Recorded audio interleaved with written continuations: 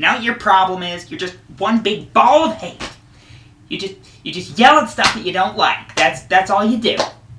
That's not true. I talk about things I like. At some point. Jeez, everybody on the internet's a critic, you know? Everybody all this negativity just floating around, and you're just part of it, you know that? Well, you know, the format of my series is a jump the shark thing, you know, you kinda gotta know what you're getting into here. You see, you even formatted the show as an excuse to yell at stuff. You make me sick.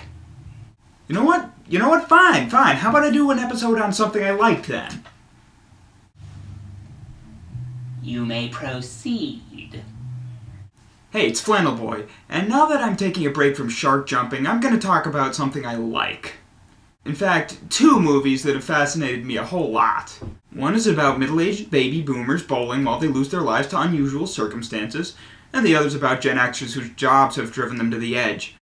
Late 90s staples of any cult classic library today, they can be seen as surreal satires of their time, or modern-day extremely subtle reality messages to an unsuspecting adult audience. Or cool-looking and cool-sounding movie, yay! But why do Office Space and The Big Lebowski go together? Do they go together? And what do they say when used in tandem? What do they even say individually? What do they say about the 90s, about California, about men, about work, about human nature, about me? Well, the first thing I noticed that these two have in common are slackers. Slackerism in the 1990s was prominent in media. In response to the emotional height of the 1960s and 1970s and of the 1980s, people in the 1990s stopped caring so much about everything and anything that came up on their TVs. That's not to say that they didn't watch TV. If anything, they watched more of it because real life was just less important. The whole revolution that it was cool not to feel too explosively just resulted in a bunch of lazy teenagers who spat useless philosophy while not getting a job. Rather than protest, or march, or go out there and get yourself an awesome life, 90s people would rather just sit on their couch and complain. Evidently, some of us never left. The Big Lebowski trio are not those people. They are slackers, but they're not the same type of slackers as the era provided. First of all, the movie, though it came out in 1998, takes place in 1991, well before that whole culture of indifference took place. It would be a few months yet before Nirvana hit it big, or years before Daria first put on her glasses. In 1991, the prevailing culture was still the rampant hedonism left from the 1980s. Greed was good, and there was ample opportunity for everyone. Movies tended to be heroic and big, and music was Vanilla Ice. And these people are not Gen Xers, as Walter would gladly have you know. The dude has probably been the way he is since the 1970s. It's not hard to see how he doesn't exactly fit in this world. He's actually ahead of his time, a generation of slacker before it was huge. All you kids these days, all you do is just sit around and watch the television, you know? When I was your age, that's exactly what I did too. I'm the original, you posers. The dude has a mind of a 90s teenager and a body in its early 40s, surrounded by a whole world of 80s. In this framework, everything that happens to him makes more sense. Take a look at 80s movies. You have the heroic Cold War film, the teen drama, and the general adventure. In any case, it's some epic journey for justice, or to find yourself, and there's definitely a solid point to it. And everyone keeps offering for the dude to be in that type of film. The Big Lebowski asks him to save his wife, he gets threatened by a bunch of German nihilists, he gets beaten up by someone who treats objects like women, man. And Maud.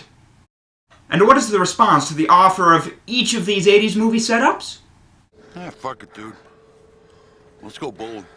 Now, fans of this movie have probably noticed that only two wheels roll on this tricycle, which speaks even more to the slackerness of the character.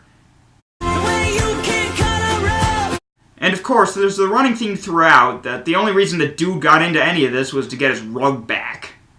He has the chance to be a hero and find himself and fix things in the world, and he doesn't care about any of that. Office Space is a different kind of feel, with a slacker overtone nonetheless. As The Big Lebowski was dated in 1991 by the Gulf War, this is dated in 1999 by Y2K. There's a main trio, as in The Big Lebowski, but they're actually Gen Xers, living in the 1990s, slacker generation and a slacker time. But apparently it doesn't live up to the hype, because you can't get away with being a slacker. After living 6 or so years watching Pauly Shore get paid for living in California, Peter Gibbons is surprised that doesn't get him paid because he's not on MTV. But he doesn't do the type of work where you make decisions and go to meetings. Nor is he actually performing his job function. No, he fills in TPS reports and does nothing. And he gets promoted for it, while his harder working friends get fired. Now, Gen X liked the system about as much as the baby boomers did, but they usually didn't do anything about it. It's somewhat ironic that while initially he goes with the flow of the times and lets inactivity do its work, once he's promoted, he takes action against the evil oppressor. That's another thing about these films. No single antagonist. I mean, you're supposed to hate Bill Lumbergh and everyone working in upper management and Joanna's boss. You're supposed to hate Jackie Treehorn and the fascist cop and the German mob, but none of these are really a cohesive front of evil. In the 80s, we faced an absolute monster. Nazis and communists were easy targets, as were the Galactic Empire and the Terminators. But nothing down at our level can do anything that bad. Sure, they can make our lives miserable, but they're restricted to that. Hey, I had teen movies that, dealt with everyday problems and stuff. I had those. Yeah, okay, if I do an episode on hormonal melodrama, I'll give you a call. God, 90s, you're such a downer. I'm not the 90s! Well, you act like him. I don't get The Stranger, and if there's one thing I can fault this movie for, it's that it opens and closes in such a boring fashion. On the other hand, Office Space ends predictably, with some resonance of typical audience-pleasing comeuppance. Of course, I have to comment on this other big thing that these two movies share. In California? Yeah, the Golden State and the American Dream in the 90s. Neither of these directors had done anything there before the film in question. The Coen brothers were more adept at shooting Midwestern or Eastern City movies, and Mike Judge, well, look at the King of the Hill logo. Both his shows took place in Texas, and the move from whatever scrubby southern suburbs the cartoons had happened into the Silicon Valley is quite a jump. It also shows in the movie that he spent the last 8 years of his career working at MTV. But in contrast to the lowest brow of humor that Beavis and Butthead offered, and also in contrast to the traditional family show that King of the Hill was, Office Space catered the most to people in their 20s of all of his work. Barring Seattle, California was the go-to 90s paradise where you could apparently live off doing nothing. Either that, or it's where they made the computers and the money. Take your pick. Hey, you know what entry-level white-collar workers and middle-aged people have in common?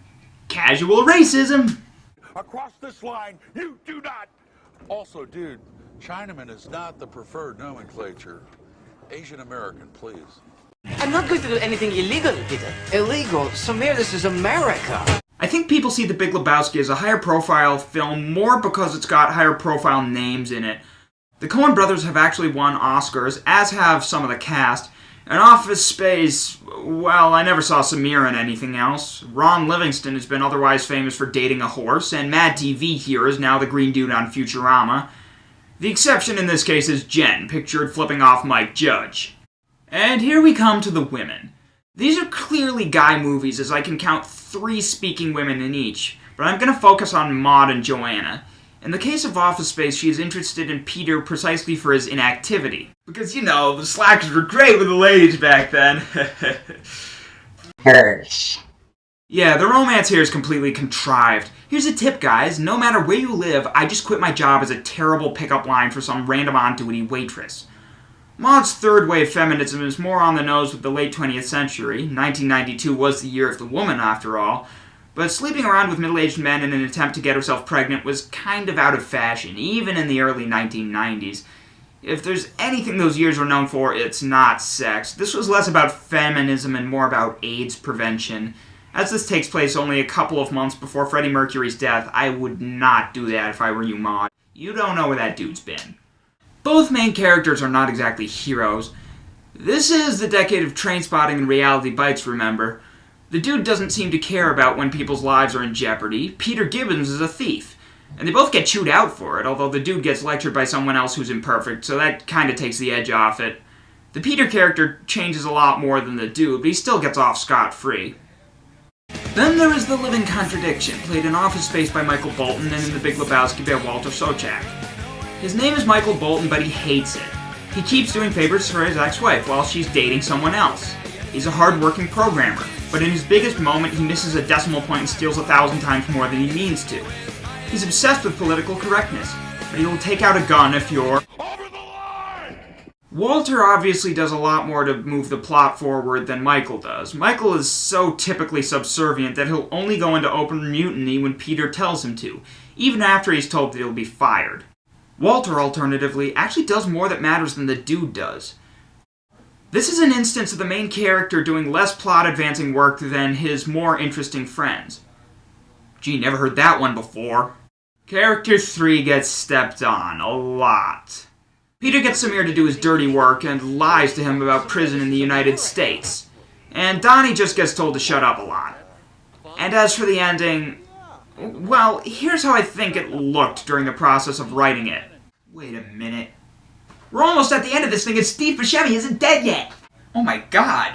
You're right. We gotta kill him. We don't have much time to kill him off. I mean, shoot him. We should shoot him. We should shoot him. No. Tarantino tried that in Reservoir Dogs and it didn't work. No, we gotta go, act of God, heart attack, go heart attack. What you say? That you only meant well, 'cause you did. I feel like I have to mention Dilbert, which kind of beat Office Space with a punch in terms of Office hyperbolic satire. I'm especially reminded of Wally, who was yet another stereotypical 1990s slacker. Although later in the same year that Office Space came out, we had a Dilbert TV show, and I insist the two have something to do with each other. Also, Office Space is more dated than The Big Lebowski, despite coming out later. This owes everything to the fact that they are at a computer company with god-awful 90s computers. Each one makes an attempt to wax philosophical and falls flat.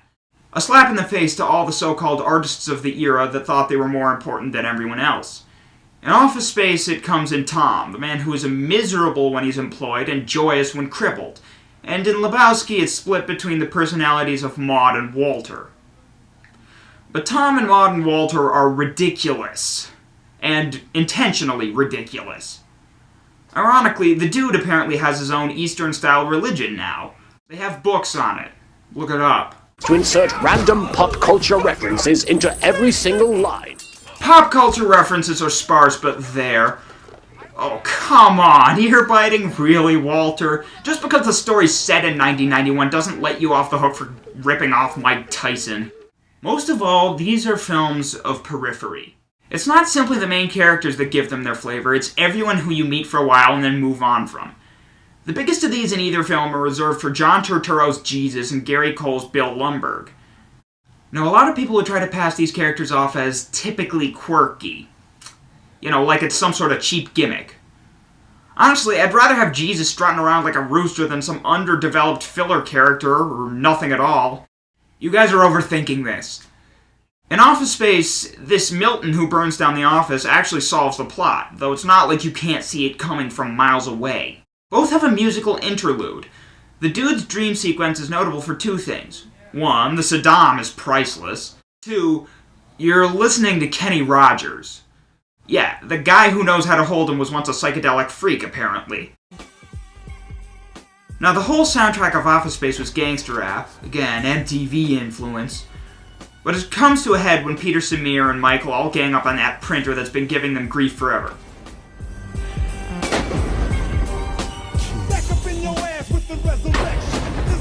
Speaking as a boy, and a nerd, and a young adult, that is the most awesome scene in the movie by far. Favorite joke from each? Lord, you can imagine where it goes from here. He fixes the cable. We get caught laundering money, we're not going to white-collar resort prison. No. We're going to federal pound-me-in-the-ass prison. So these two do belong side by side on the shelf of history, firmly in the 90s category. They've been getting more popular and more quoted. And I like these two as a pairing, even though they technically didn't have anything to do with each other. They were both on the same wavelength of the day, which probably explains why they don't make these movies anymore. I'm Flannel Boy, and I do like stuff.